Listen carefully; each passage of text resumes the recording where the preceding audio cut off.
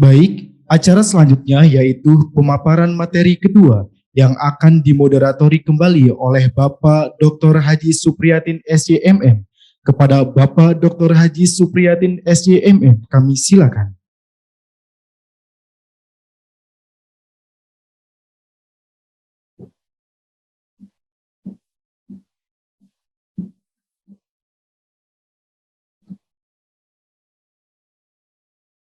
Bismillahirrahmanirrahim. Assalamualaikum warahmatullahi wabarakatuh.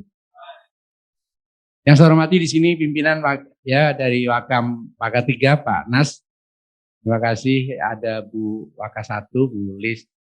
Bapak Ibu sekalian, mohon izin dalam kesempatan ini sesi kedua dari acara hari ini adalah mengenai workshop kurikulum paradigma baru, kurikulum merdeka. Tentunya sebelum kita bicara lebih lanjut, kita panggil narasumber kita yang kedua, Ibu Santi Yulianti. Tepuk tangan.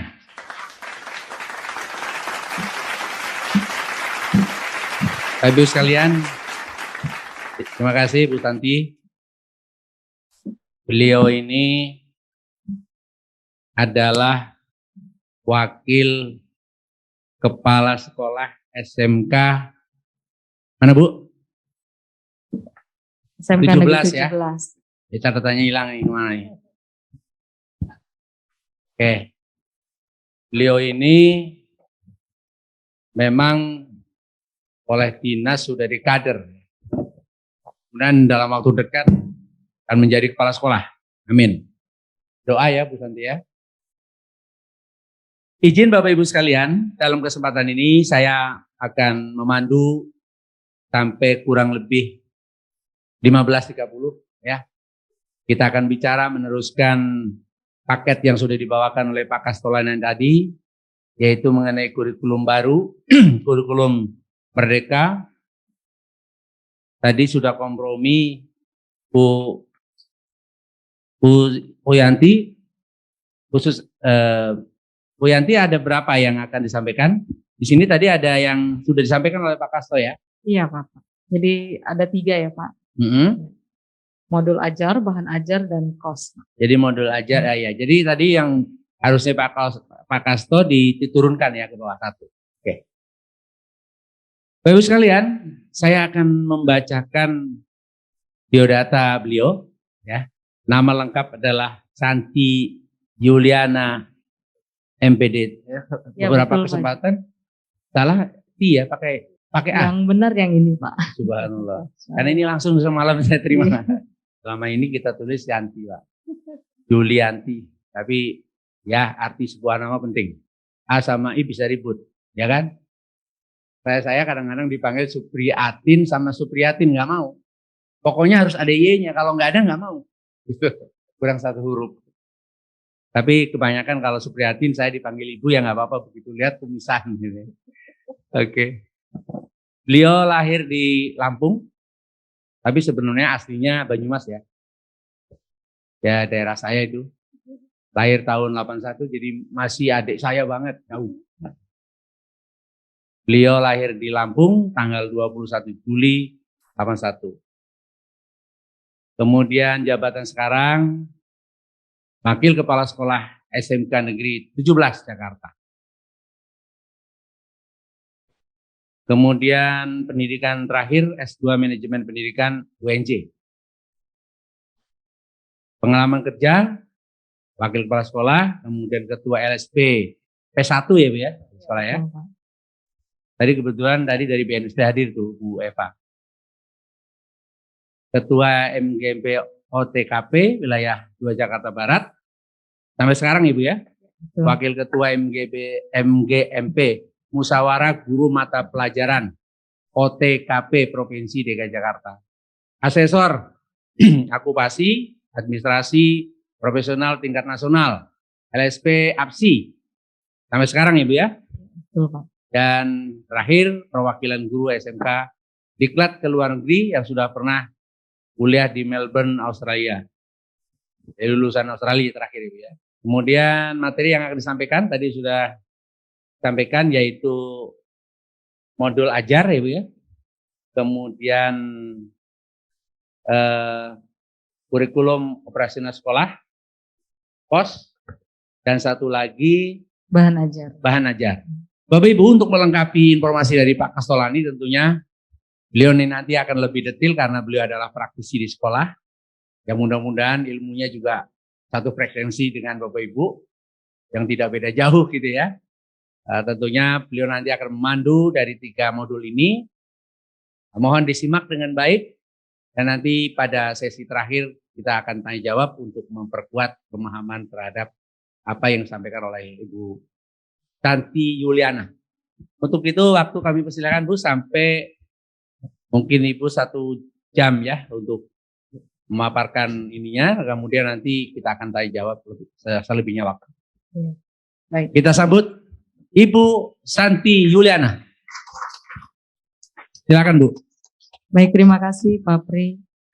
Mohon izin Bapak Ibu, Bismillahirrahmanirrahim. Assalamualaikum warahmatullahi wabarakatuh. Yang terhormat Bapak Dr. Supriyatin, ya saya manggilnya dengan Bapak Pri. Yang saya hormati Pak Nas, juga Bu Rini, tadi ada dari IBEK ya, para pejabat dari STE Indonesia beserta jajarannya, Bapak Ibu guru, di sini ada guru saya Bu Murni dari SMK 2, kemudian rekan saya dari LSP juga ada Bu Marti, Bapak Ibu semua wakil kurikulum yang hari ini hadir. Saya di sini sekedar sharing Bapak Ibu, karena memang sekolah kami adalah sekolah yang menjadi pusat keunggulan tahun ini Bapak Ibu. Jadi memang ada beberapa sekolah yang sudah melaksanakan tahun lalu. Nah, sekolah kami yang tahun sekarang berjalan.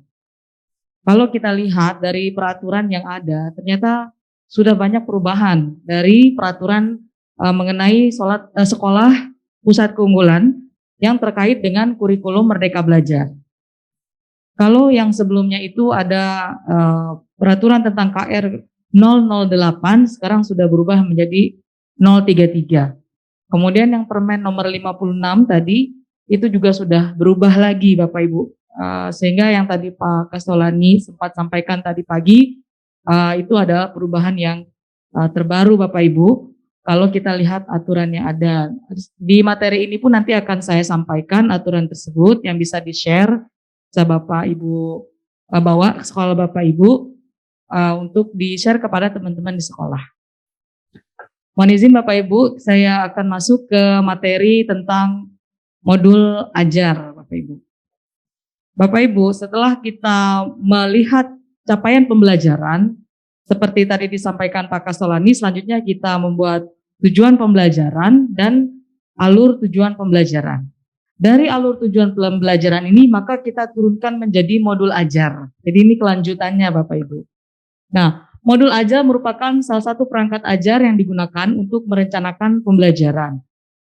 Modul ajar itu dulu namanya RPP Bapak Ibu. Sekarang RPP sudah tidak ada. Nah, namanya sekarang menjadi modul ajar. Namun dalam modul ajar ini komponennya lebih lengkap. Kalau kita berbicara tentang modul, sebelumnya kita akan berpikir bahwa itu hanya materi saja yang akan disampaikan. Yang isinya adalah materi-materi pembelajaran. Tetapi pada kurikulum Merdeka ini yang dikatakan dengan modul ajar adalah RPP plus Bapak Ibu. Sehingga modul ajar itu adalah sebuah dokumen yang berisi tujuan, langkah, dan media pembelajaran, serta asesmen yang dibutuhkan dalam satu unit atau topik berdasarkan alur tujuan pembelajaran atau ATP. Nah, pendidik memiliki keleluasaan untuk membuat sendiri, memilih, dan memodifikasi modul ajar yang tersedia sesuai dengan konteks, kebutuhan, dan karakteristik peserta didik. Bisa saja modul ajar ini berlaku di SMK 17 di tempat saya, tapi tidak bisa berlaku di SMK Bapak Ibu yang jurusannya bukan bismen misalnya. Ada jurusan teknik, nah itu bisa disesuaikan Bapak Ibu. Walaupun nanti kita akan sampaikan di sini ada pokok-pokok yang tidak boleh diganti, tapi ada yang boleh dimodifikasi. Next. Komponen modul ajar wajib Bapak Ibu secara umum, modul ajar memiliki 3 komponen utama, yaitu yang pertama tujuan pembelajaran, Yang kedua, langkah-langkah pembelajaran atau kegiatan pembelajaran. Yang ketiga, asesmen pembelajaran. Nah, ini 3 komponen utama dalam modul ajar yang kita buat. Next. Nah, acuan teknik modifikasi modul ajar. Apa yang bisa dimodifikasi?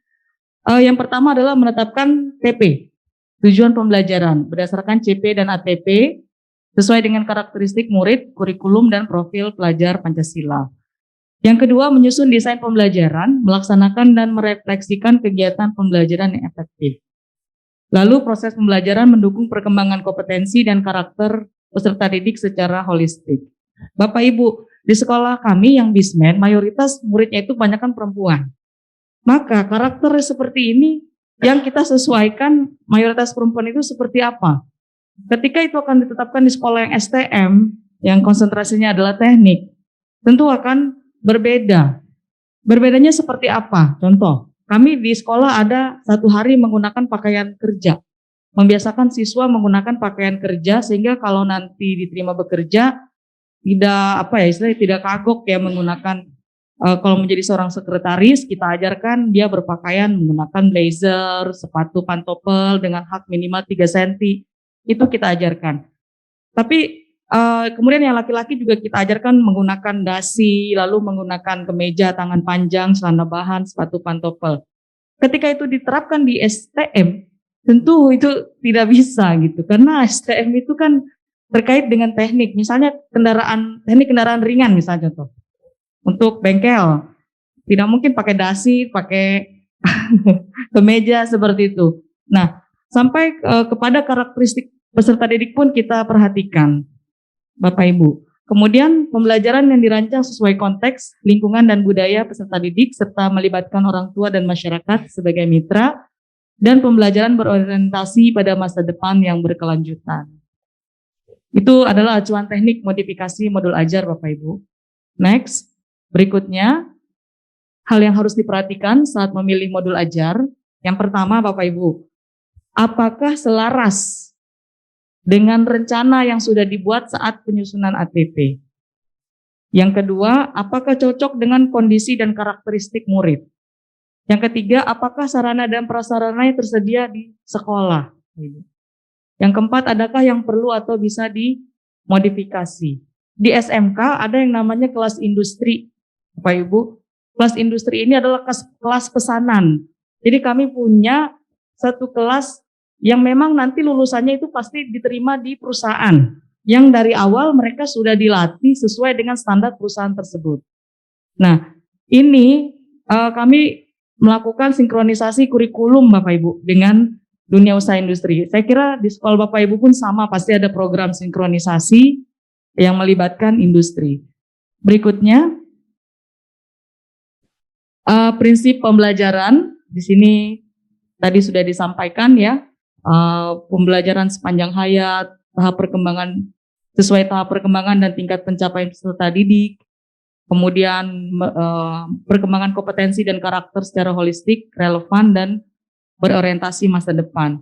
Seperti tadi disampaikan Pak Kastolani, kalau di kurikulum 2013 itu 4C, di kurikulum Merdeka Belajar ditambah 2, yaitu computerized dan satu lagi karakter.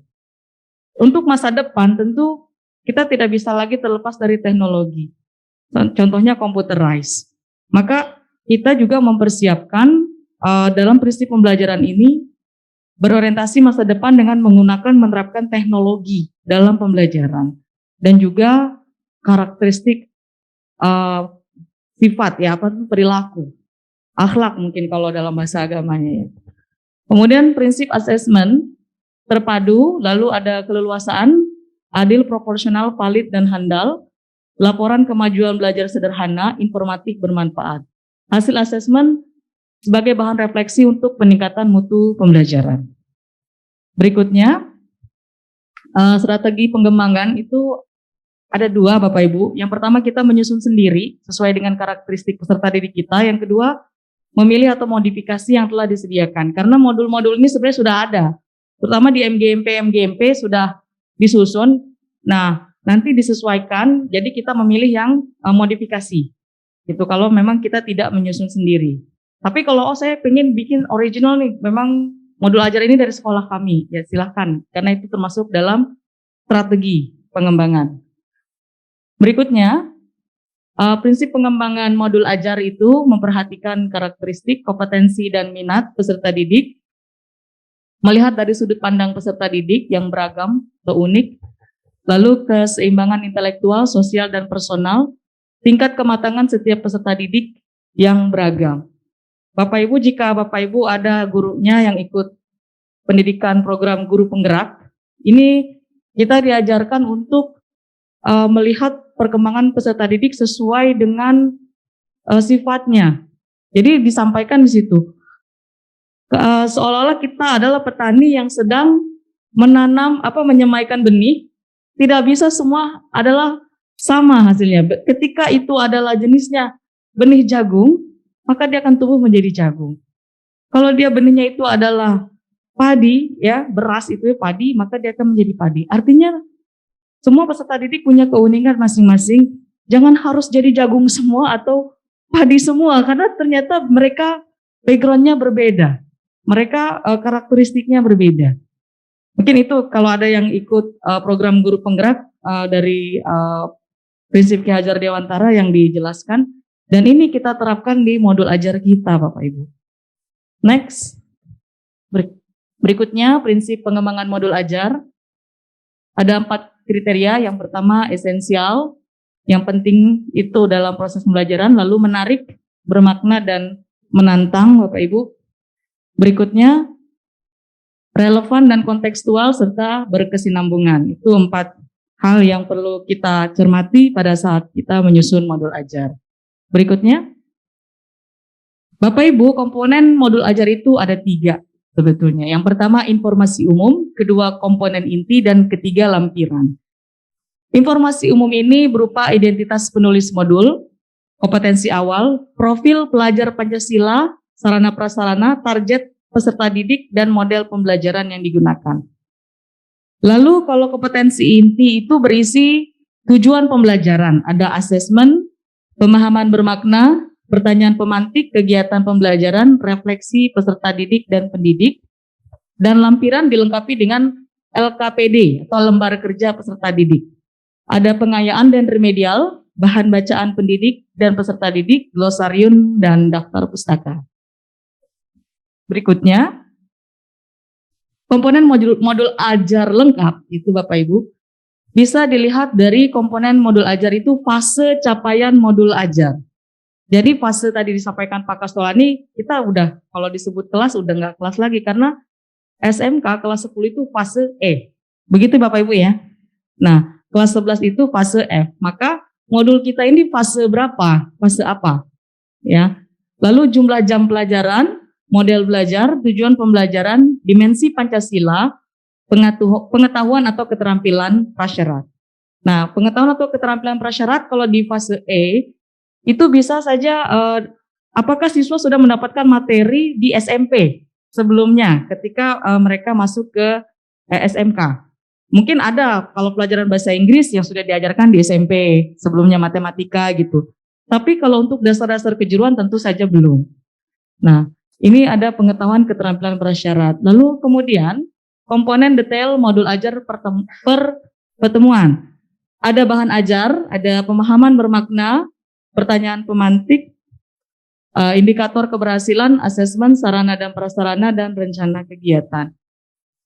Berikutnya lampiran, ada lembar aktivitas, rubrik penilaian, bahan ajar lain yang relevan. Berikutnya Bapak Ibu, tadi yang saya sampaikan ada informasi umum itu kan pertama identitas modul Bapak Ibu. Bapak Ibu perlu cantumkan nama penyusunnya, nama Ibu yang membuat atau Bapak yang membuat, kemudian dari sekolah mana, institusi, dan tahun disusunnya modul ajar. Tahun 2022 misalnya Bapak Ibu buat. Jenjang sekolahnya SD, SMP, SMA, SMK, kelas, dan alokasi waktu. Kalau di kompetensi awal Bapak Ibu, ini adalah pengetahuan dan atau keterampilan yang perlu dimiliki siswa sebelum topik tertentu. Kompetensi awal merupakan ukuran seberapa dalam modul ajar yang dirancang.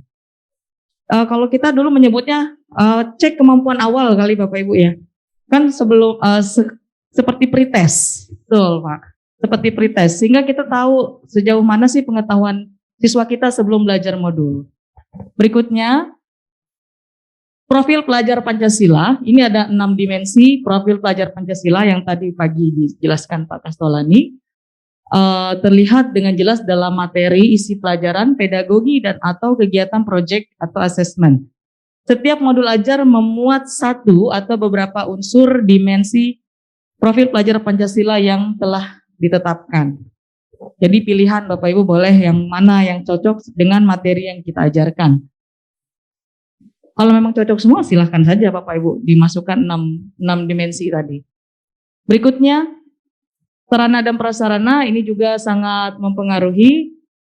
Kita SMK kalau bisa kan dituntutnya adalah keterampilan Bapak Ibu ya, di samping attitude dan juga pengetahuan. Lab-nya ada berapa di sekolah kita? Ada jurusannya 4, berarti diharapkan ada 4 lab yang menunjang untuk sarana prasarana siswa gitu. Ya idealnya seperti itu Bapak Ibu ya. Nanti ya kita tentu ada pengembangan untuk sarana prasarana di sekolah, kita diskusikan dengan kepala sekolah dan pihak terkait sehingga pelayanan terhadap siswa kita untuk pemenuhan kompetensi bisa tercapai Bapak Ibu. Berikutnya target peserta didik. Ada peserta didik reguler atau tipikal umum, tidak ada kesulitan dalam mencerna dan memahami materi ajar. Lalu peserta didik dengan kesulitan belajar. Nah ini Bapak Ibu, semenjak tahun ini Pak, setiap sekolah SMK wajib menerima siswa inklusi Pak. Jadi kami dari PPDB kemarin ada rasio penerimaan siswa inklusi yang memiliki kesulitan belajar ataupun memiliki kesulitan dalam apakah itu panca indera, pendengaran atau apa, kita tidak boleh menolak. Setiap jurusan itu ada 2 yang inklusi. Jadi kalau ada 6 kelas berarti ada 12 anak inklusi yang wajib mendapatkan pelayanan Pak. Sehingga dalam pembuatan modul ini tentu juga kita memiliki strategi bagaimana nih cara menghadapi siswa yang memiliki kesulitan belajar atau berkebutuhan khusus, inklusi tadi ya Bapak Ibu. Kemudian ada juga peserta didik dengan pencapaian tinggi. Memang pasti di kelas ada yang rendah, sedang, dan pinter gitu ya. Sehingga kita mempersiapkan modul kita itu dengan keterampilan berpikir atas atau tinggi yaitu HOTS ya, High Order Thinking Skill, dan memiliki keterampilan memimpin seperti itu. Next, model pembelajaran Bapak Ibu. Model pembelajaran atau kerangka pembelajaran yang memberikan gambaran sistematis pelaksanaan pembelajaran. Model pembelajaran dapat berupa tatap muka, lalu PJJ atau daring, pembelajaran jarak jauh luar jaringan atau PJJ luring, dan blended learning, bisa keduanya. Selama hampir 2 tahun lebih kita dalam kondisi COVID menggunakan daring. Ada kelebihan dan kekurangannya. Tentu daring ini kita bisa belajar kapanpun dan dimanapun, tidak terbatas ruang waktu. Tapi kelemahannya Bapak Ibu, mungkin dari yang bidang kesiswaan lebih terasa sekali ya. Ketika mendisiplinkan siswa itu luar biasa. Masuk jam 6.30, jam 7 masih santai-santai aja. Cara berpakaian tidak sesuai dengan atribut yang harus ditetapkan sekolah seperti apa seragamnya. Itu sulit sekali di awal ketika masuk pasca pandemi gitu ya. Upacara diminta baris ke lapangan, lebih dari 10 menit harus menyiapkan siswa di lapangan. Waduh, itu akibat dari daring Bapak Ibu. Tapi ya itu adalah tantangan buat kita bahwa karakter itu sangat penting, attitude itu sangat penting. Bagaimanapun orang hebat, misalnya pintar, tapi kalau attitude-nya kurang tentu itu akan kurang baik ya Bapak Ibu. Dan ini kita persiapkan untuk peserta didik kita. Berikutnya komponen inti Bapak Ibu. Tadi kan komponen umum, sekarang komponen inti. Ini penjelasannya Bapak Ibu. Tujuan pembelajaran, pemahaman bermakna. Contoh kalimat pemahaman bermakna Bapak Ibu. Manusia berorganisasi untuk memecahkan masalah dan mencapai satu tujuan. Makhluk hidup beradaptasi dengan perubahan habitat. Ini adalah contoh-contoh pemahaman bermakna. Kita akan tanyakan kepada murid kita dengan menggunakan studi kasus atau case study. Jika kalian dihadapkan dengan permasalahan yang terkait dengan sosial. Makanya kalau di sekolah pusat keunggulan tentu menekankan juga kepada ikut ekskur. Ekstrakurikuler itu penting untuk siswa supaya mereka berlatih menyesuaikan diri dengan karakter orang yang bermacam-macam dan juga melatih kepemimpinan. Dengan ikut ekstrakurikuler, mereka menjadi bagian dari ekstrakurikuler atau pengurus, misalnya OSIS, itu mereka akan terlatih bagaimana memimpin temannya, ya, bagaimana cara menyelesaikan masalah, bermusyawarah, dan itu kan jarang kita dapatkan di kelas. Ketika guru sudah menyampaikan materi, ya sekedar materi, mungkin ada tambahan ya. Tetapi untuk terjun langsung bagaimana mereka bersosialisasi, ekstrakurikuler merupakan laboratorium yang terdekat. Karena ketika mereka lulus dari sekolah, mereka terjun ke masyarakat, itu sudah real yang akan mereka hadapi. Gitu. Bapak Ibu, selanjutnya ada pertanyaan pemantik, ya. Contoh pada pembelajaran menulis cerpen. Guru dapat mendorong pertanyaan pemantik sebagai berikut. Apa yang membuat sebuah cerpen menarik untuk dibaca? Nah, itu bisa ditanyakan dulu kepada siswa untuk membangkitkan semangat belajar dan juga membuka wawasan. Lalu jika kamu diminta untuk membuat akhir cerita yang berbeda, apa yang kamu usulkan? Nah, cerpen ini kan kreasi dari pemikiran siswa dalam menulis seperti apa, kita lontarkan dulu kepada siswanya, brainstorm dulu kepada siswanya, sehingga kita tahu, oh ternyata wawasan anak ini sampai sini. Berarti nanti saya mengajarkan cerpen, bikin cerpen, guru bahasa Indonesia mungkin ya, saya akan start dari sini. Gitu Bapak Ibu, dengan pertanyaan pemantik. Kemudian kegiatan pembelajaran ini juga meliputi 3 tahap, pendahuluan, inti, dan penutup. Sama saja seperti kurikulum sebelumnya, pastilah kalau kita mengajar sebagai guru ada pembuka, ada inti, dan ada penutup. Berikutnya, next. Nah ini ada contoh modul ajar, mohon izin Pak. Kami dari MGMP OTKP, Musyawarah Guru sudah membuat ada 8 elemen yang ada pada capaian pembelajaran dan kami membuat 8 modul itu sudah selesai. Ini contohnya, nanti akan kami share kepada Bapak Ibu, mungkin yang jurusannya ada OTKP bisa diterapkan di sekolah Bapak Ibu dan disesuaikan dengan sekolah Bapak Ibu. Nah ini contohnya modul ajar 1, dasar-dasar manajemen perkantoran dan layanan bisnis, proses bisnis manajemen perkantoran dan layanan kerja di dunia kerja.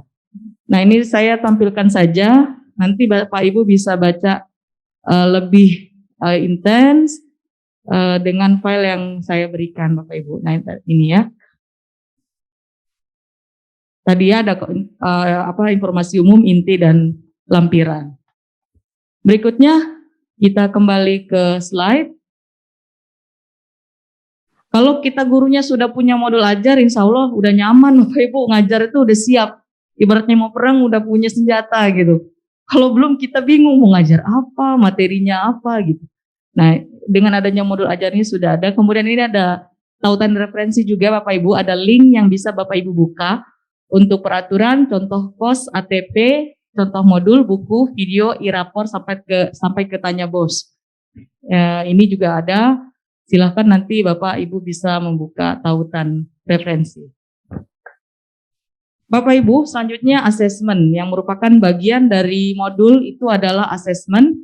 Next, di mana asesmen itu yang harus diperhatikan adalah paradigma asesmen, penerapan pola pikir bertumbuh atau mindset, growth mindset, lalu terpadu di mana asesmen mencakup kompetensi pada ranah sikap, pengetahuan, dan keterampilan yang saling terkait, keleluasaan dalam menentukan kriteria pencapaian tujuan pembelajaran. Sekolah diberikan keleluasaan untuk menentukan teknik dan jenis asesmen, serta khusus SMK, terdapat juga bentuk asesmen khas yang membedakan dengan jenjang yang lain, yaitu Bapak Ibu di SMK kita ada uji kompetensi kejuruan, ini LSP ya Bapak Ibu ya, kemudian praktek kerja lapangan, PKL, dan juga uji unit kompetensi. Berikutnya Bapak Ibu, Ini asesmen awal pembelajaran. Next aja Pak. Kita langsung ke asesmen itu ada 2. Next Pak. Ada asesmen diagnostik ya. Diagnostik ini ada 2, yaitu non kognitif dan kognitif. Tujuan umum sesuai dengan namanya, asesmen diagnostik bertujuan untuk mendiagnosis kemampuan dasar siswa untuk mengetahui kondisi awal siswa. Nah, bagaimana dengan yang non kognitif Bapak Ibu? Ini tidak terkait dengan pengetahuan siswa. Ini terkait dengan kesejahteraan psikologi dan sosial emosi siswa. Jadi anak-anak itu berangkat dari rumah dalam kondisi psikologis yang berbeda-beda Bapak Ibu. Ada yang dari rumah udah dimarahin ibunya karena bangun kesiangan, wah dia tergopoh-gopoh lari masuk kelas. Nah itu tentu berbeda dengan anak yang memang sudah siap belajar. Makanya kita ada asesmen non kognitif. Lalu mengetahui aktivitas selama belajar di rumah, apakah orang tuanya mendampingi, ayah ibunya, seperti apa cara belajarnya di rumah. Nah, kemudian juga pergaulannya di rumah itu dengan siapa saja. Nah, ini perlu kita ketahui Bapak Ibu. Biasanya kita bekerja sama dengan wali kelas dan guru BK Bapak Ibu. Lalu yang kognitif ini mengidentifikasi capaian kompetensi siswa. Ini jelas terkait dengan pengetahuan. Berikutnya, asesmen diagnostik non kognitif. Tahapan yang dilakukan adalah persiapan, pelaksanaan, dan tindak lanjut. Tipsnya Bapak Ibu, keterampilan bertanya dan membuat pertanyaan penting pada asesmen ini. Bagaimana kita menggali informasi kepada siswa. Nah ini untuk non-kognitif. Berikutnya, asesmen diagnostik non-kognitif, contoh kegiatan persiapannya Bapak Ibu, bisa menyiapkan alat bantu berupa gambar yang mewakili emosi. Kita kasih gambar ada anak yang sedang menangis. Nah, anak ini sedang apa? Menangis. Kenapa ya kira-kira menangis? Apa yang dirasakannya ya? Nah, pertanyaan seperti itu bisa kita gunakan untuk tes non-kognitif Bapak Ibu. Bisa juga sekarang ada menggunakan Google Form. Kita pertanyaan-pertanyaan itu kita tulis, kita ketik dengan menggunakan Google Form, kita share. Jadi satu kelas bisa kita langsung dapatkan hasilnya gitu. Berikutnya, next. Ini contoh asesmen diagnostik non kognitif ya. Ada menulis, ada bercerita, ada menggambar. Ini contoh aktivitasnya. Berikutnya, nah asesmen diagnostik non kognitif, strategi tanya jawabnya. Apa yang akan kita lakukan saat siswa menjawab pertanyaan? Ya. Lalu saat siswa balik bertanya kepada kita, lalu saat siswa menjawab pertanyaan. Nah, ini ada langkah-langkahnya Bapak Ibu. Nanti Bapak Ibu bisa baca lebih lanjut. Berikutnya ke asesmen diagnostik non kognitif, apa tindak lanjutnya? Ngapain kita nanya-nanya kalau nggak ada tindak lanjut Bapak Ibu ya? Kepo banget gitu. Tentu saja kita ada tindak lanjut Bapak Ibu. Ya kita pertama mengidentifikasi siswa dengan ekspresi emosi negatif dan ajak berdiskusi 4 mata Bapak Ibu. Jika memang ada siswa yang perlu perhatian khusus, lalu menentukan tindak lanjut dan mengkomunikasikan dengan siswa serta orang tua bila diperlukan. Jadi kita panggil orang tuanya. Kemudian ulangi pelaksanaan asesmen non-kognitif pada awal pembelajaran Bapak Ibu. Ini penting karena seperti kita kalau memberikan ilmu itu ada gelas yang sudah kosong, apa yang sudah berisi dan ada yang kosong. Ketika gelas itu kosong, kita akan masukkan tuh masuk Bapak Ibu. Tapi kalau udah penuh atau sudah tertutup oleh tutup gelas, kita mau isi berapapun nggak akan masuk. Nah ini tujuan dari non-kognitif berarti mempersiapkan psikologis siswa dalam mengikuti pembelajaran. Next. Asesmen diagnostik kognitif. Kalau ini tentu dengan pengetahuan, tahapannya sama Bapak Ibu, ada persiapan, pelaksanaan, dan tindak lanjutnya Bapak Ibu ya. Hal yang penting di sini adalah guru melakukan asesmen diagnosis kognitif untuk menyesuaikan tingkat pembelajaran dengan kemampuan siswa. Jadi bukan untuk mengejar target kurikulum Bapak Ibu ya. Jadi kita tahu aja sejauh mana nih pengetahuannya, bukan untuk target. Berikutnya, asesmen diagnostik kognitif, contoh kegiatan persiapannya Bapak Ibu. Kalau kita akan membuat soal, di sini ada susunan pertanyaan sederhana yang meliputi 2 pertanyaan sesuai kelasnya Bapak Ibu. Kalau dia kelas 10 maka kita berikan soal sesuai dengan capaian pembelajaran baru, 2 soal. Kemudian 6 pertanyaan dengan topik satu kelas di bawahnya. Kalau dia fase E, berarti 6 pertanyaan itu adalah pertanyaan ketika SMP. Lalu ditambah 2 pertanyaan dengan topik 2 kelas di bawah, ya. 2 kelas di bawah berarti SMP kelas berapa tuh Bapak Ibu? 8 ya? Atau kelas 7? Gitu Bapak Ibu ya. Sehingga kita bisa tahu siswa tersebut itu di level yang mana sebelum mengikuti pembelajaran dari yang akan kita sampaikan. Next. Berikutnya, dari hasil diagnostik kognitif itu ada tindak lanjutnya Bapak Ibu.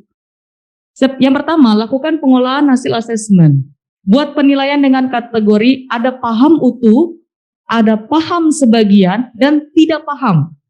Jadi akhirnya kita tahu siapa yang benar-benar paham itu berapa siswa. Siapa yang cuma sebagian dan siapa yang nggak paham sama sekali. Kemudian hitung rata-rata kelas. Bagi siswa menjadi 3 kelompok.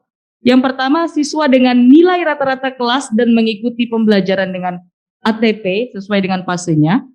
Yang kedua, siswa dengan nilai di bawah rata-rata mengikuti pembelajaran dengan diberikan pendampingan pada kompetensi yang belum terpenuhi, serta siswa dengan nilai di atas rata-rata mengikuti pembelajaran dengan pengayaan. Ini luar biasa jadi guru ya Bapak Ibu ya. Satu kelas ngajarnya dengan 3 jenis siswa tadi, pemetaan berdasarkan tes diagnostik. Pada kurikulum Merdeka, seperti disampaikan tadi bahwa siswa akan berkembang sesuai dengan mereka itu sebenarnya benih apa gitu. Apakah jagung atau padi? Guru adalah menuntun siswa agar bisa ke arah yang sesuai dengan tujuan dari pendidikan itu. Berikutnya Bapak Ibu, bentuk asesmen formatif dan sumatif ini sudah sering banget kita terapkan Bapak Ibu ya. Ada contohnya bentuk asesmen tidak tertulis, diskusi, kemudian presentasi, drama, tes lisan, produk. Ini termasuk contoh asesmen yang tidak tertulis. Berikutnya, kalau yang tertulis bisa refleksi, esai, poster, tes tertulis, jurnal. Ini contoh bentuk asesmen tertulis. Berikutnya, pelaksanaan asesmen sumatif dan formatif Bapak Ibu.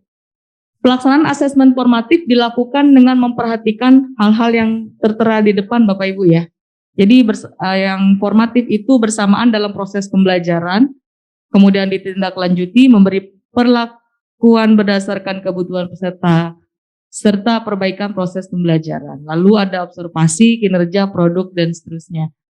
Kemudian kalau pelaksanaan asesmen sumatif Bapak Ibu dapat dilakukan dengan memperhatikan bahwa sumatif dilakukan pada akhir lingkup materi untuk mengukur kompetensi yang dikehendaki pada tujuan pembelajaran dan pada akhir semester. Jadi kalau ujian akhir ini termasuk tes sumatif Bapak Ibu. Lalu pendidik dapat menggunakan berbagai teknik seperti portofolio, performa, ya, kinerja, produk, proyek, portofolio maupun tes. Hasil sumatif dapat ditindaklanjuti dengan memberikan umpan balik atau melakukan intervensi kepada peserta didik maupun proses pembelajaran yang telah dilakukan. Nah, kita sebagai guru wajib memiliki rubrik penilaian. Pada kurikulum Merdeka ini tidak ada aturan dari pemerintah rubrik penilaiannya seperti apa diseragamkan, tidak ada Bapak Ibu. Jadi semua diserahkan kepada satuan pendidikan.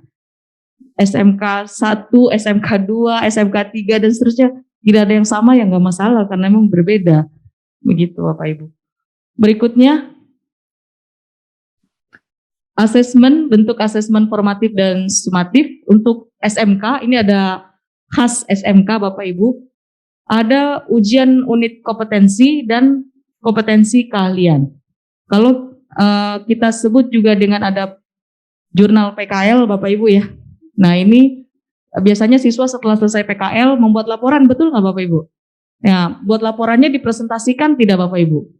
Ya, dipresentasikan. Kalau memang waktunya tidak ada, mungkin sampel berapa siswa mempresentasikan. Nah itulah khas dari SMK, salah satunya adalah ada presentasi dari hasil PKL Bapak Ibu. dan itu ada penilaiannya. Berikutnya, nah ini ada UKK. UKK ini ujian unit kompetensi berdasarkan dari SKKNI, Bapak Ibu. Ujian LSP, Lembaga Sertifikasi Profesi P1 di setiap sekolah. Kalau yang tidak punya LSP P1 berarti menjadi sekolah jejaring dari LSP P1 sehingga siswanya bisa mendapatkan sertifikat keahlian, pengakuan kompetensi yang diakui oleh BNSP.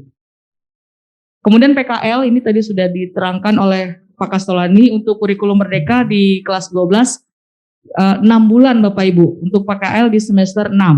Mungkin tahun ini belum ada acuannya, masih menggunakan kalender pendidikan sampai di fase F kelas 11 Bapak Ibu, kelas 12-nya belum ada. Tapi nanti next-nya tentu akan ada aturan bagaimana PKL di semester 6 bulan langsung. Sisi positifnya adalah ketika siswa itu kerjanya bagus, relationship-nya bagus, mereka bisa langsung direkrut ya Bapak Ibu ya. Kalau yang sekarang kan kelas 11, ketika kerjanya bagus, mau direkrut, wah Pak saya masih 1 tahun lagi Pak, saya kelas 11, nah itu nggak jadi dia jadinya. Itu sisi positifnya. Berikutnya, penilaian UKK, ini tadi sudah ya, ada yang aspek yang dinilai itu keterampilan, sikap, dan pengetahuan.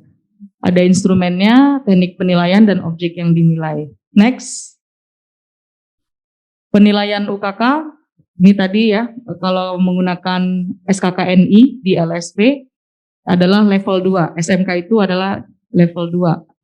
Berikutnya, penilaian PKL tadi juga, karena mereka sudah praktek di Duka, di industri, maka ada juga instrumen penilaiannya, di situ lembar observasi, lembar kerja, atau ada soal yang mesti dikerjakan, tapi ini jarang sekali Bapak Ibu ya, biasanya wawancara saja sudah cukup. Berikutnya, nah ini Bapak Ibu, penilaian kompetensi UUK atau uji kompetensi ya Bapak Ibu. Kita berangkat dari SKKNI Bapak Ibu, kalau untuk uji kompetensi. Di mana sekolah kan juga punya kurikulum. Nah ini kan ada sinkronisasi Bapak Ibu, mana yang diajarkan di sekolah terkait dengan SKKNI yang ada dari kurikulum. Contoh di OTKP Bapak Ibu, ada pelajaran yang diajarkan di sekolah. Tetapi pada SKKNI-nya tidak ada, atau sebaliknya di SKKNI-nya tidak ada, di sekolah diajarkan. Nah ini kadang-kadang perlu ada satu irisan mana sih yang perlu dan tidak perlu. Jadi kita bisa menyesuaikan pada kurikulum merdeka. Next Bapak Ibu, ini nanti bisa dipelajari. Umpan balik, ini penting Bapak Ibu. Umpan balik merupakan kumpulan informasi mengenai bagaimana seseorang melakukan satu kegiatan, Bapak Ibu. Umpan balik biasanya berisi hal yang baik yang sudah dilakukan, hal yang butuh perbaikan, dan hal yang bisa dikembangkan. Itu Bapak Ibu. Seperti kita nanya murid kita bisa dipahami, ketika kita bertanya bisa dipahami, diam aja. Ada yang mau bertanya, diam juga. Apakah mengerti? Diam juga. Waduh, ini gimana nih? Bagaimana bikin umpan balik? Kadang seperti itu Bapak Ibu ya. Kenapa murid kita jadi takut, ragu, atau gimana ya menyampaikan bahwa misalnya mereka belum mengerti. Atau mereka sudah mengerti, itu takutnya dibilang kepedean, udah ngerti bilang udah gitu. Nah ini adalah salah satu yang perlu kita perhatikan dalam membuat umpan balik. Nah apa sih gunanya bagi guru? Yang pertama memberikan informasi perkembangan murid dan memodifikasi pengajaran dan pembelajaran ke depan seperti apa baiknya. Lalu bagi murid itu membantu murid mengetahui kelebihan dan kekurangannya. Ya, memberikan umpan balik kepada sesama teman untuk memberikan kesempatan bagi murid untuk belajar satu sama lain. Ada Bapak Ibu kalau dulu itu murid menilai sesama teman, ada ya Bapak Ibu ya? Sama teman kira-kira dia seperti apa, kan kita suka nanya. Tuliskan murid yang paling kalian sukai di kelas ini, itu akan muncul nama. Kadang-kadang satu nama orang banyak menulis semua, oh berarti dia memang bagus nih sosialnya ya, pergaulannya. Ada lagi misalnya guru bertanya, siapa di sini murid yang menurut kalian ya kurang asik nih diajak bergaulnya atau alasannya apa? Itu akan ditulis oleh siswa. Oh dia suka jahil Bu, gitu. Terus tulis di kertas itu. Nah kita bisa melakukan pendekatan kepada anak-anak seperti itu untuk mengetahui kelebihan dan kekurangan mereka. Seperti itu Bapak Ibu. Berikutnya, ada 10 prinsip pemberian umpan balik yang efektif. Ada selektif, mudah dimengerti, transferable, melihat ke belakang, spesifik, lebih dari penilaian, tepat waktu, kontekstual, seimbang, melihat ke depan. Itu adalah 10 prinsip Bapak Ibu yang mesti kita miliki saat memberikan umpan balik. Berikutnya, nah ini Bapak Ibu ya, membuat umpan balik yang efektif itu harus terdiri dari feed up, mengklarifikasi tujuan dengan murid, lalu feedback, tanggapan atas pekerjaan murid dan kemajuan mereka, dan feed forward, saran bagi murid untuk dipakai di masa depan dan menggunakan data dari feedback. Kebanyakan kita yang mana Bapak Ibu seringnya? Feedback aja ya. Ya, kita biasanya yang di kedua, feedback, padahal mesti ada, kalau efektif itu ada feed up dan juga feed forward. Berikutnya Bapak Ibu, nah umpan balik yang efektif, membuat umpan balik yang efektif. Yang pertama, umpan balik guru atau teacher feedback. Pertanyaan panduan untuk guru, apa saja komponen penting yang perlu dan tidak perlu, dan seterusnya. Nah, ini juga ada umpan balik dari teman atau peer feedback. Kenapa kita punya dua, dari guru dan dari teman? Kalau anak itu bekerja di industri, kan SMK tujuannya tadi Pak Kastolani bilang punya BMW, bekerja, melanjutkan ke perguruan tinggi dan wirausaha. Ketiga-tiganya itu tidak terlepas dari kolaborasi dengan orang lain. Sehingga feedback dari peer feedback dari teman itu juga sangat penting. Bagaimana kita mendekatkan kepada guru atau orang yang lebih usianya lebih tua gitu ya, mereka bagus. Tapi bagaimana dengan teman-temannya yang seumuran? Atau sebaliknya, ada yang dengan temannya dia baik, tapi kalau ke yang lebih atas kok bahasanya kurang. Nah ini Bapak Ibu yang perlu kita persiapkan pada saat kita membuat umpan balik yang efektif. Berikutnya, letter of feedback itu contoh praktik baik ya Bapak Ibu. Memberikan umpan balik secara berjenjang. Pertama kita klarifikasi, lalu kita lakukan penilaian, kemudian memberikan penilaian, saran, dan mengapresiasi. Ini untuk yang sudah bagus, jangan lupa kita beri apresiasi sehingga anak tahu, oh saya sudah bagus ya, oh saya sudah benar gitu. Bagus nak, kamu hebat nak. Nah itu penting Bapak Ibu. Jangan kalau salah pasti dimarahin, tapi kalau bagus nggak diapresiasi, kadang itu ya kita kurang gitu. Karena kita menganggap oh itu biasa gitu. Tapi buat siswa ketika dibilang bagus itu, kayak guru matematika saya Pak Elvis Purba, wah luar biasa memotivasi, itu bagus, wah sampai sekarang saya masih ingat. Kita harus punya prinsip apa? Be the best and do the best. Oh sampai sekarang saya masih ingat itu Bu Murni. Jadi sangat mengapresiasi murid dan itu akan terus diingat oleh murid ketika dia melangkah ke jenjang berikutnya. Oh guru saya pernah memberi motivasi pada saya, menyemangati saya. Nah itu tidak akan terlupakan Bapak Ibu. Sebaliknya ketika kita menjadi guru pernah melukai hati murid kita, oh itu pun tidak akan terlupakan Bapak Ibu. Oh saya pernah seperti apa? Nah seperti itu Bapak Ibu ya. Kalau kita lihat Bapak Ibu pernah ya di YouTube atau ada seorang guru yang menyatakan bahwa pada akhirnya kognitif seseorang itu tidak akan bisa mempengaruhi perilaku ya. Seorang guru ketemu dengan dokter ya, muridnya jadi dokter. Bapak Ibu pernah dengar itu? Muridnya jadi dokter, murid terbaik di sekolahnya, tapi ketika bertemu dengan gurunya, dibilang, saya guru kamu nak. Oh iya, ibu siapa ya namanya? Bahkan namanya aja nggak diingat gitu. Padahal guru itu sangat ingat pada murid tersebut karena murid itu sangat pintar menerima pembelajaran dengan baik, tapi pada akhirnya dia nggak ingat. Berbeda dengan murid yang dia menganggap biasa saja, bahkan dia nggak pernah kenal nama murid itu, tapi ketika dia satu malam naik motor ya, motornya itu mati mesinnya, ada yang menghampiri, ibu kenapa? Oh ibu ini ya namanya ya, misalnya ibu X, kamu siapa ya nak gitu, saya murid ibu gitu, karena tidak pernah diperhitungkan oleh guru itu, karena dia biasa saja di kelasnya. Ternyata perilaku itu akan terlihat ketika mereka sudah lulus dari sekolah.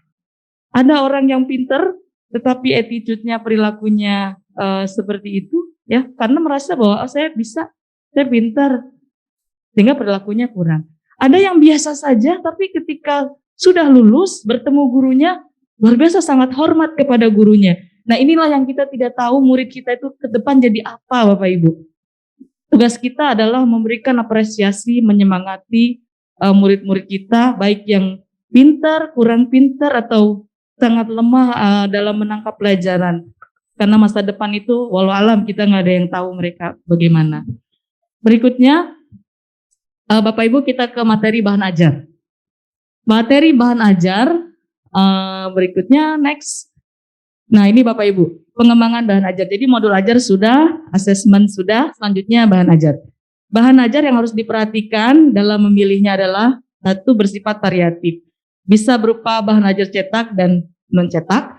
Kemudian disesuaikan buku yang disediakan tersebut dengan ATP, kebutuhan dan karakteristik sekolah masing-masing. Lalu kembangkan bahan ajar untuk membuat kegiatan pembelajaran semakin bermakna dan variatif. Buku yang disediakan pemerintah hanya salah satu alternatif bahan ajar.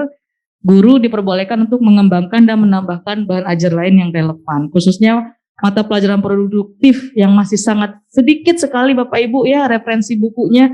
Mungkin kalau yang matematika, agama, PPKN, bahasa itu masih banyak buku-bukunya ya, di Gramedia juga bisa. Tapi kalau produktif sangat terbatas. Jadi kita bisa membuat bahan ajar itu dari internet atau dari sumber buku lain yang kita rancang sendiri Bapak Ibu untuk produktif. Berikutnya, saya kira ini bisa dibaca nanti ya, contoh penyesuaian ruang lingkup pembelajaran. Next, modul proyek pemuatan profil pelajar Pancasila. Nah ini seperti disampaikan Pak Kastolani bahwa sebenarnya penguatan profil pelajar Pancasila ini ada di semua mata pelajaran, jadi tidak khusus. Jadi misalnya agama 3 jam, maka 2 jam pelajaran itu adalah untuk agama, 1 jam pelajaran adalah untuk proyek pelajar Pancasila. Ada tugas yang dikerjakan, begitu. Jadi menempel di mata pelajaran setiap guru. Next, modul proyek penguatan profil pelajar Pancasila, ini juga sama Bapak Ibu ya. Berikutnya, modul proyek penguatan profil pelajar Pancasila ada tujuannya. Disesuaikan dengan budaya, walaupun tadi disampaikan bahwa tidak harus budaya kebetawian, misalnya kita di Jakarta, tidak harus seperti itu. Misalnya kita sudah berpemikiran global bahwa mungkin saja murid kita suatu saat bekerja di Jepang misalnya, untuk yang teknologi gitu. Misalnya di SMK 26, itu kan mereka bekerja sama dengan Daihatsu, Toyota, yang mungkin nantinya mereka bisa ke Jepang. Kenapa tidak diajarkan dengan materi pembelajaran tambahan bahasa Jepang? Jadi tidak harus selalu kebetawian, walaupun kita memang juga mesti menghargai budaya yang ada di kota DKI Jakarta di mana kita berada. Next, nah ini contoh rubriknya Bapak Ibu. Jadi penilaiannya itu belum berkembang, mulai berkembang sesuai harapan dan sangat berkembang. Ini cara penilaian untuk siswa pada profil pelajar Pancasila. Berikutnya, ini juga sama ya Bapak Ibu ya, contoh rubrik utama bisa Bapak Ibu gunakan nanti pada saat penilaian. Next. Nah ini raportnya bisa dibaca, ini kecil banget nggak kebaca ya, tapi terlihat, tapi tidak terbaca. Nanti Bapak Ibu bisa baca lebih lanjut. Selanjutnya, nah kita masuk ke materi terakhir, kurikulum operasional sekolah atau KOS. Ini yang terakhir Bapak Ibu, mohon lanjut. Pengertian KOS, kalau dulu namanya KTSP, tadi seperti Pak Kastolani sampaikan, sekarang namanya KOS, hanya berganti nama Bapak Ibu. Kurikulum implementatif yang menjabarkan kurikulum inti bidang dan program kompetensi ke dalam bentuk konsentrasi, serta potensi internal sekolah dan dunia kerja. Jadi memuat seluruh rencana proses belajar yang diselenggarakan di satuan pendidikan sebagai pedoman seluruh penyelenggaraan pembelajaran.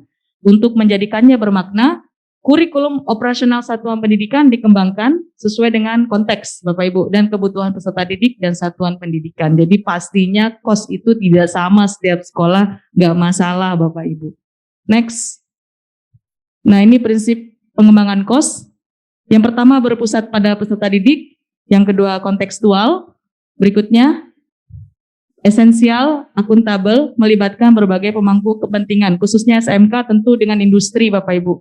Ini benar-benar banget kita mencari gandengan industri, sangat penting agar murid kita seperti tadi disampaikan Pak Kastolani, lulus SMK tuh langsung diterima kerja dengan menggunakan kurikulum Merdeka.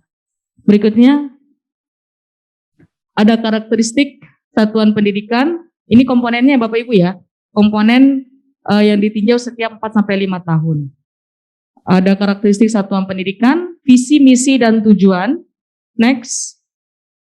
Pengorganisasian pembelajaran, kemudian rencana pembelajaran. Lalu tadi kalau pengorganisasian pembelajaran ada intrakurikuler, proyek penguatan profil pelajar Pancasila dan ekstrakurikuler. Jadi sama ya kalau dengan kurikulum 13 itu kan ada intra dan ekstra. Ini tambahannya adalah proyek penguatan profil pelajar Pancasila. Next, berikutnya ada template course Bapak Ibu. Ini tautannya nanti Bapak Ibu bisa buka linknya. Untuk template mohon izin Pak Ardi dibuka. Saya kira beberapa wilayah sudah menyusun kos dan bahkan sudah ditandatangani oleh Bu Erni selaku kasih kurikulum. Untuk Jakarta Barat kita sudah buat template kos itu, ada beberapa bab yang ada di dalam kos. Ya. Sambil menunggu Bapak Ibu, ya. Semuanya jadi dibuka. Nggak usah dibuka jadi secara keseluruhan aja. Foldernya saja minta tolong dibuka. Nah Bapak Ibu, ini saya nanti isinya silakan Bapak Ibu buka sendiri. Ada bab 1, ada berapa bab di situ? 6 ya Bapak Ibu ya. Dan ada contoh-contoh kos yang sudah ada. Silakan nanti Bapak Ibu diadaptasi jika memang memerlukan. Ini adalah template contoh kos yang sudah kami dapatkan pada saat pelatihan di sekolah pusat keunggulan. Gitu. Nanti bisa Bapak Ibu dapatkan dari panitia. Next, saya kira itu tadi akhir dari pemaparan materi sampai ke kurikulum operasional standar. Ini tadi tautan referensinya. Nah, demikian dari saya Bapak Ibu. Terima kasih. Salam kompeten untuk kita semua SMK bisa. Terima kasih. Assalamualaikum warahmatullahi wabarakatuh.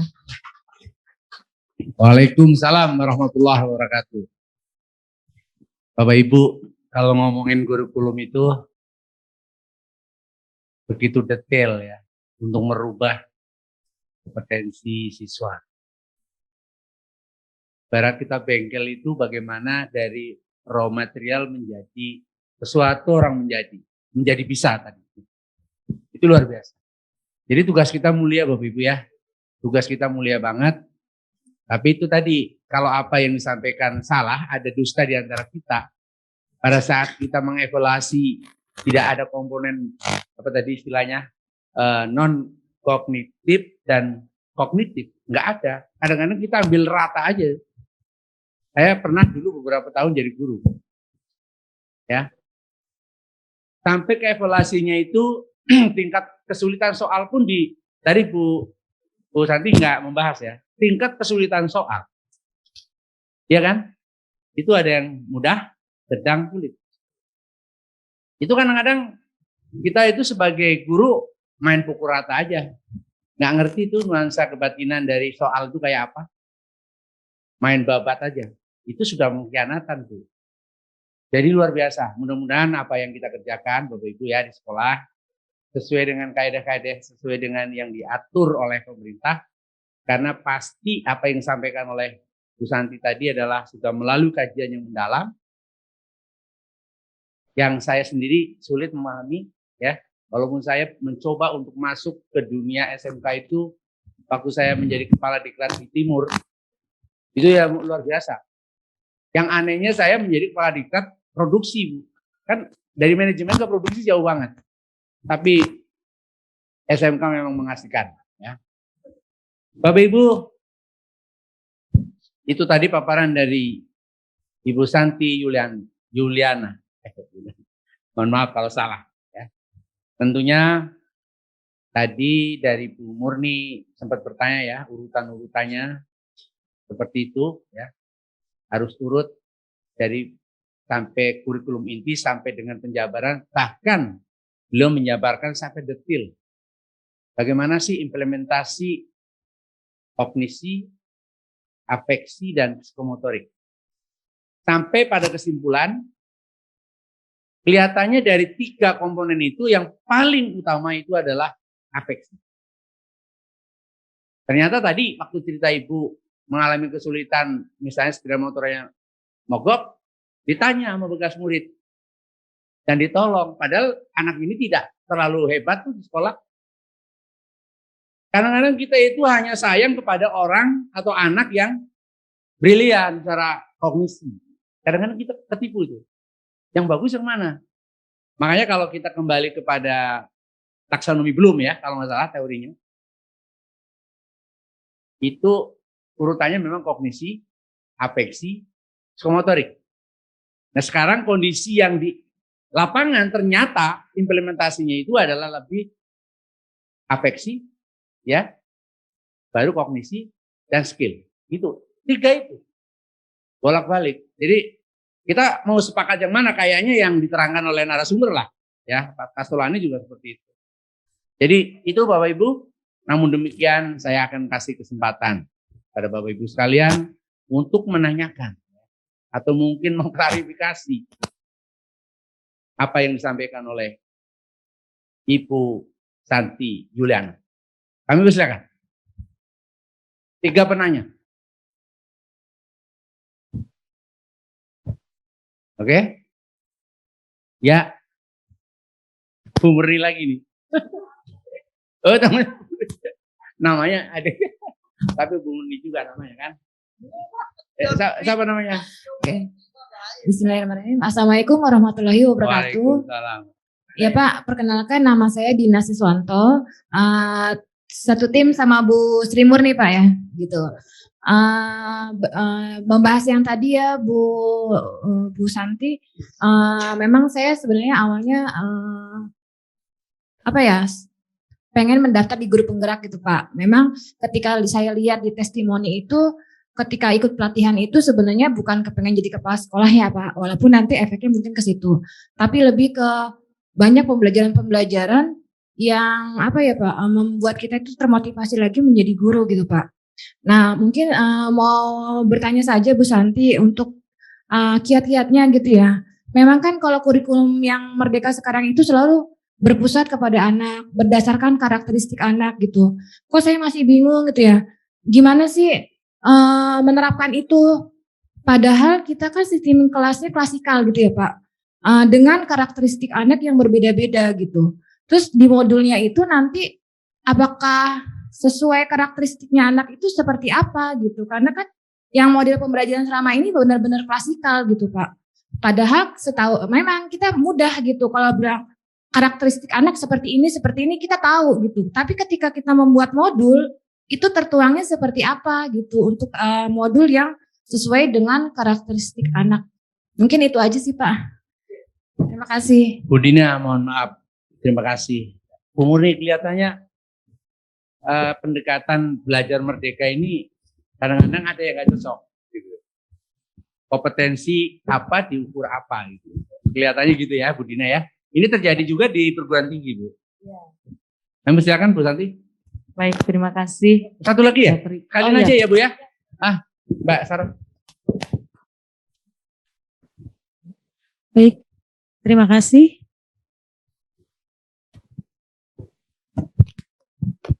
Baik, terima kasih. Assalamualaikum warahmatullahi wabarakatuh. Selamat sore Bapak Ibu semua. Saya ada satu pertanyaan. Kami dari SMK 40 baru tahun ini menerapkan kurikulum Merdeka dengan instan langsung semuanya berjalan di tahun ajaran baru. Kami masih meraba-raba, terutama untuk yang profil pelajar Pancasila. Nah itu kan di setiap mata pelajaran itu terintegrasi. Ada yang 1 jam, ada yang setengah jam di setiap mata pelajaran. Kemudian saya juga dapat informasi, ini apakah benar atau tidak, maka mohon klarifikasinya, bahwa profil pelajar Pancasila itu di dalam 1 tahun itu minimal harus ada 2 proyek. Nah, karena pembelajaran kurikulum merdeka itu kan berbasis proyek itu. Nah, saya mohon contoh real seperti apa bentuk kolaborasi dari proyek profil Pancasila ini, kemudian apakah semua dari mata pelajaran itu harus berkolaborasi gurunya. Nah, ini saya masih belum ada gambaran yang fix tentang itu, seperti apa bentuk proyeknya, kemudian informasinya minimal 1 tahun 2 proyek, berarti saya berpikir 1 semester berarti 1 proyek gitu. Kemudian untuk pelaksanaannya, kalau yang sebelumnya informasinya itu kan ada 1 guru sendiri. Nah, sedangkan di sini kan berkolaborasi. Kemudian pelaksanaannya kapan? Apakah di dalam mata pelajaran masing-masing atau ada waktu tertentu? Itu yang pertama. Kemudian yang kedua, hampir sama sebenarnya dengan profil Pancasila, tapi ke IPAS. Nah, IPAS ini juga kan project. Nah, informasinya katanya harus berbentuk project juga di mata pelajaran IPAS yang 6 jam ini. Mungkin seperti itu, biar ada gambaran yang lebih jelas tentang 2 mata pelajaran ini atau 2 hal ini yang sampai saat ini saya masih belum paham seperti apa bentuk projectnya. Itu, terima kasih Ibu. Assalamualaikum warahmatullahi wabarakatuh. Salam warahmatullah. Bu, apa namanya? Kok terkenal banget ini juga. Bu Yuni. Ya, 1 lagi ya? 3 orang ya Bu ya? Kali. Ya, silakan. Bu Mbak Sarah. Ya.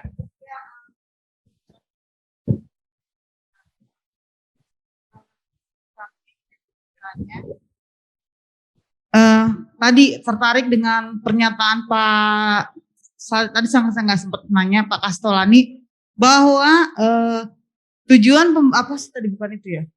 Kita tidak mengejar CP, tidak targetkan CP tercapai, benar nggak Bu? Benar ya. Terus pertanyaannya saya pernah nanya, kalau kita anak dengan kemampuan berbeda, karena tadi perhatikan karakteristik peserta didik, dia nggak mencapai tujuan semuanya. Kan kita udah bikin ATP tuh, ada tujuan yang tidak tercapai. Apakah tujuan itu harus diulang, harus dicapai di fase yang lain? Kan kalau fase E berarti berakhir ya. Apakah di fase E boleh atau memang terputus, dan bagaimana laporannya? Seperti itu Bu Santi, mohon diperjelas. Terima kasih.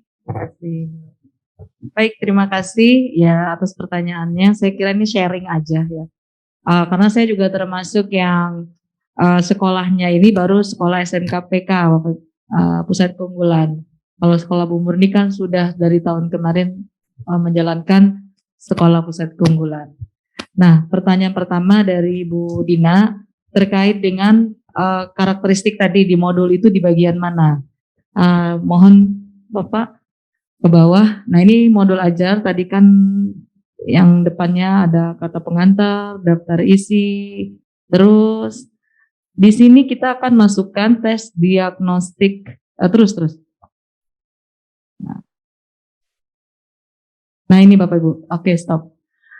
Agak naik ke atas dulu Pak, sebelum ke tabel ada penjelasannya. Nah ini jenis asesmen, Bu Dina mohon izin.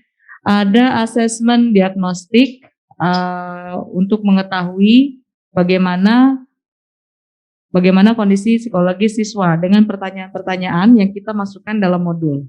Nah, pertanyaannya seperti apa? Kita lihat di bawahnya. Ada jawabannya ya tidak. Nah, ada pernyataan. Saya lebih suka banyak ilustrasi gambar-gambar saat belajar. Ya atau tidak? Kalau dia iya, berarti ada berapa siswa nih? Nanti kan kita total ya dari 32 siswa. Berapa yang visual nih, cara belajar visual.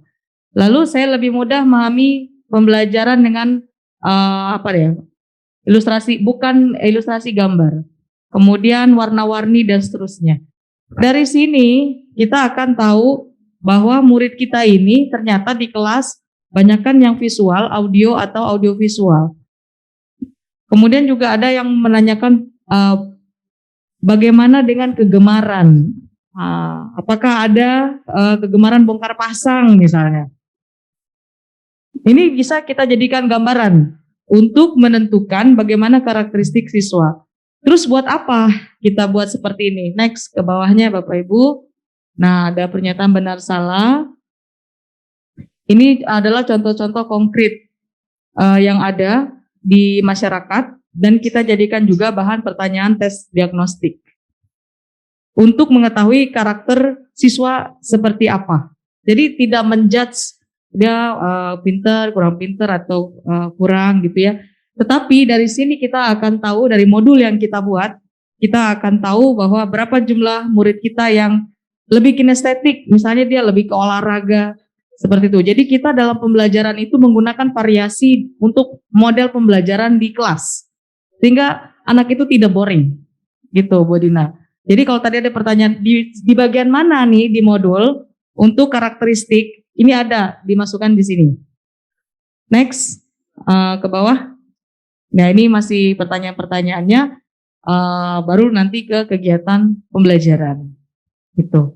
Nah terkait nyambung dengan pertanyaan Bu Murni bahwa terus gimana kalau ada murid yang capaian pembelajarannya, mohon izin Bu Yuni ya karena ini nyambung, tidak tercapai gitu.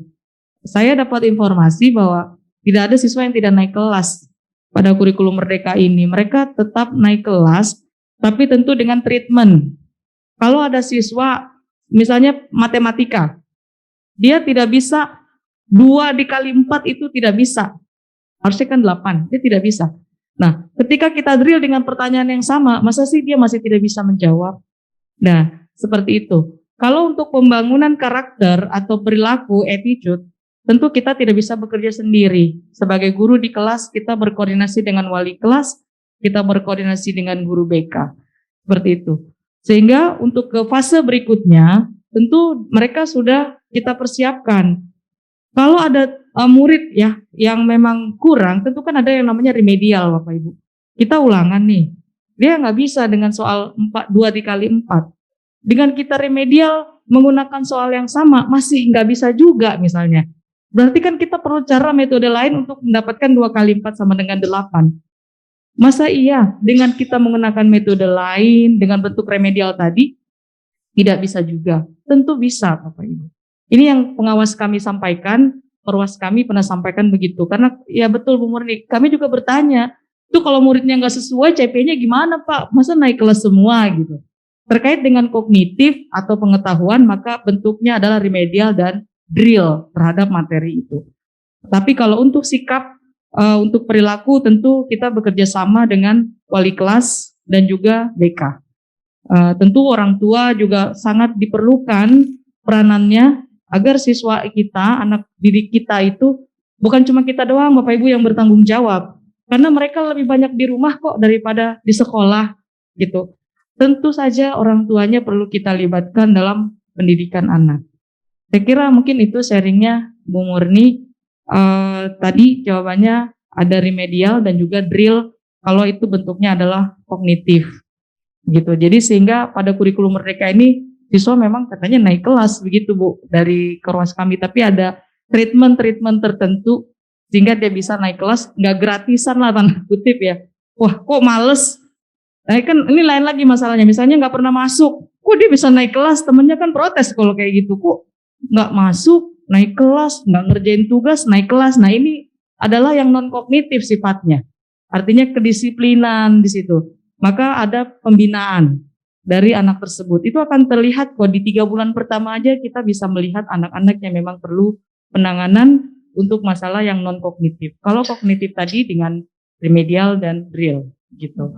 Kemudian Bu Yuni tadi yang profil pelajar Pancasila, memang ada informasi terbaru bahwa tidak berdiri sendiri. Bahkan yang tahun lalu ya Bu Murni sudah pernah merekrut guru khusus profil pelajar Pancasila, dapat jam. Ada tuh beberapa sekolah SMKPK, tiba-tiba tahun ini kan nggak ada lagi. Ini guru mau dikemanain, udah direkrut tapi kan nggak berjalan Pak. Nah untuk tahun ini sudah masuk ke setiap pelajaran, tadi saya seperti contohkan agama Islam misalnya. 3 jam pelajaran, maka 2 jam pelajaran itu adalah PAI, 1 jamnya proyek. Bagaimana proyeknya? Apakah tadi disebutkan minimal 2 ya? Nah, kalau kayak SMK itu kan ada yang wajib itu kebekerjaan ya, Bu Murni, kebekerjaan sama ya 1 wajib itu dan budaya kerja. Jadi memang betul Bu, ada yang diwajibkan profil pelajar Pancasilanya kebekerjaan. Yang 2-nya lagi itu pilihan gitu. Ya, 1 pilihan gitu. 1 wajib aja. Ya begitu Bu Yuni. Jadi karena kebetulan sekolah Bu Murni sudah duluan, SMK PK-nya sudah menerapkan gitu. SMK 40 juga sudah ya Bu? Sekarang, ya sama berarti Bu, kita 17 dan 40 sekarang. Memang kita mesti banyak nanya Bu sama yang sudah berpengalaman, yang sudah menerapkan. Walaupun kadang peraturan selalu berubah, tapi mereka sudah lebih dulu, tentu kita bisa bertanya kepada yang sudah pernah. Terima kasih. Oke, tepuk tangan untuk Bu Santi, luar biasa. Tapi Bapak Ibu mungkin satu lagi yang perlu dicermati. Pada saat ngomongin kolaborasi tadi dan internalisasi nuansa dasar dari pendidikan Pancasila. Itu Bu Murni mungkin, Bu Santi perlu sampaikan juga. Apakah supaya tidak ada guru khusus, sehingga semua guru bisa ngajar itu. Kalau sudah ada desain internalisasi kurikulum, itu mungkin ini saya ya, kalau di luar garis. Karena kalau saya di dalam belum tentu bisa ngomong. Oh iya gitu, terbengong-bengong. Bagaimana Bu? Ini pertanyaan dari moderator Bu. Terima kasih Pak Pri sharing ya berarti. Bagaimana kalau semua guru itu bisa mengampu ya Pak ya? Perlu ada desain khusus untuk bisa semua guru mengampu hal tersebut, pelajaran tersebut. Itu sangat bagus Pak, ide seperti itu. Memang kita perlu ada keseragaman, ya, kesamaan dalam desain. Sehingga siapapun gurunya, kita memiliki target yang sama gitu. Dan ini Pak, kami juga masih dalam proses untuk pelatihan IKM Pak. Karena kami ini jadi sekolah pusat keunggulan di tahun ini, maka masih ada materi-materi yang perlu kami pelajari khususnya terkait dengan profil pelajar Pancasila Pak, yang bisa kami terapkan di sekolah dan juga diimbaskan ke beberapa sekolah di sekitar kami. Itu ide yang sangat bagus Pak dan luar biasa, itu akan kami sampaikan juga ke sekolah. Terima kasih Pak Pri. Baik Bu Santi, Bapak Ibu sekalian, kelihatannya waktu juga yang batas. Banyak pertanyaan dalam benak kita yang pengen keluarkan, tapi saya udah ditegur sama MC. Jadi mungkin saya tidak akan menyimpulkan, Bapak Ibu sendiri yang sudah memang mendalami. Yang pertama, ini untuk materi saya kira ya Bu Santi berkenan ya untuk berbagi, dan tolong dari operator Pak Mas Arya itu bagaimana cara baginya, atau pakai di ini sharing langsung ke WA ya atau apa gitu ya. Kemudian sertifikat tolong diperhatikan, barangkali yang offline ini bisa dibagi sekarang atau pakai online, terserah ya. Saya kira itu Bapak Ibu sekalian, dan saya mohon besok Bapak Ibu mengirimkan lagi untuk tenaga tendik, bendahara sekolah, dan atau yang menangani keuangan sekolah. Terima kasih hari ini Bu Santi, mudah-mudahan ilmunya sharing hari ini bermanfaat bagi teman-teman, dan juga teman-teman akan mengimplementasikan untuk kurikulum baru ini. Mudah-mudahan apa yang kita lakukan ini senantiasa mendapat bimbingan dari Allah Subhanahu wa taala. Amin. Ya. SMK? Bisa. Alhamdulillah. Assalamualaikum warahmatullahi wabarakatuh.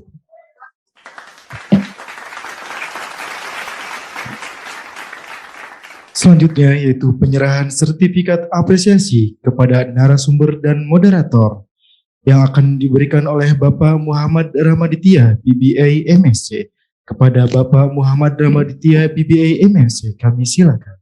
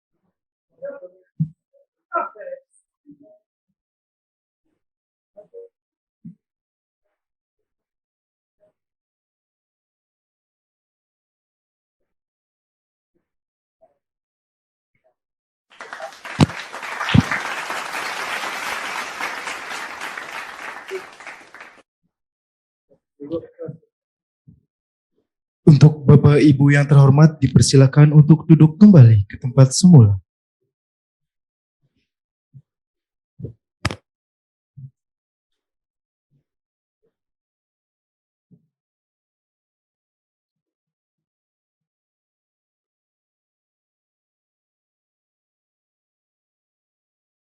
Bagi Bapak dan Ibu yang mendaftar